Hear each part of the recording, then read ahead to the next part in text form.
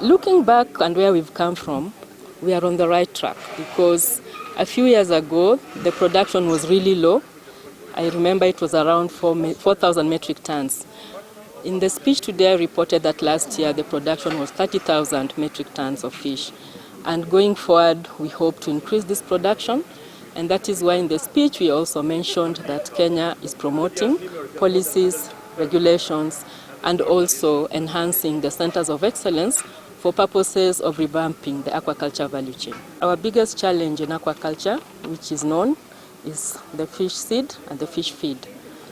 The government, like I've said, is putting up centers of excellence to be able to improve the kind of seed which is given to farmers.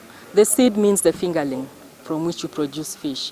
And then also to ensure that there is quality feed and also looking at the cost of feed, which is a bit high. And there are many interventions, including one of the projects I talked about in the speech, the Aquaculture Business Development Program, where through that project we are trying to improve aquaculture from subsistence level to enhance it to commercial status. As you all know, cage culture has picked up well, but the challenges, regardless, affect all the types of farmers, and that's what the government is really working hard towards. I think you're aware that the president opened up Kabonyo, which is a farm which will come up with fingerlings. We have others which exist, but then looking at the potential we have and where we want to go, we are supposed to ensure that we enhance, and not only for Kenya, but also to be able to serve the region as a whole with our fingerlings. We are enhancing aquaculture fisheries to meet the gap, one of the low production due to illegalities, but also due to the reduced production. This is the world over. The whole world over, the production from capture fisheries is coming down. But with aquaculture, you meet the gap. In Kenya, you know, we are doing tilapia and catfish, and we are hoping to improve and increase to mariculture.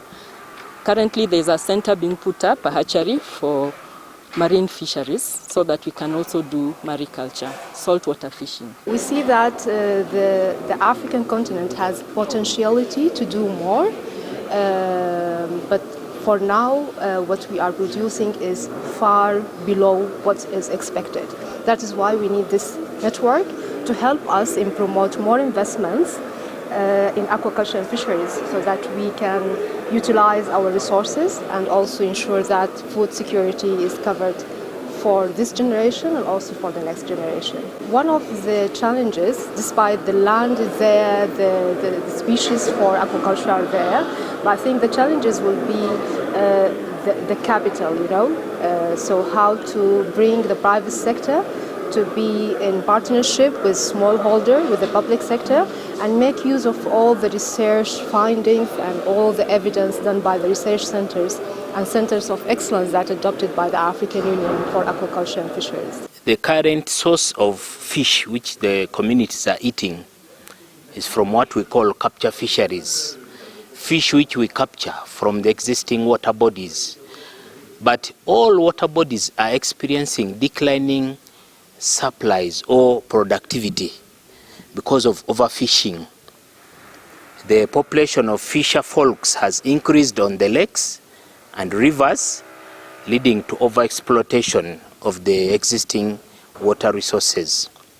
So we need to promote fish farming so that we can increase on the supply of fish available for consumption and even for export.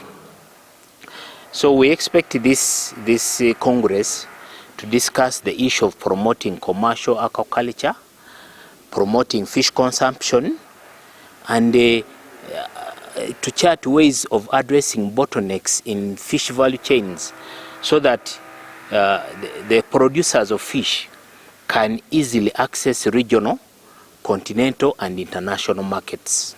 Fish farming faces many challenges, but the most important one is that fish farmers have faced a major challenge of accessing high quality fish feed and genetics, fish fingers, which they use to grow into fish. Others are value chain bottlenecks, where access to high quality inputs, taxes, sometimes unnecessary non-tariff barriers during marketing of fish within countries and across within the region. So those are some of the major challenges which the aquaculture industry faces. The international markets will only bring fish to East Africa where they see a supply gap. That's why for us we want to address, to bridge the supply gap through aquaculture, producing the fish ourselves. Otherwise, if we don't bridge that gap, the international producers will always see a demand and they will fill the gap.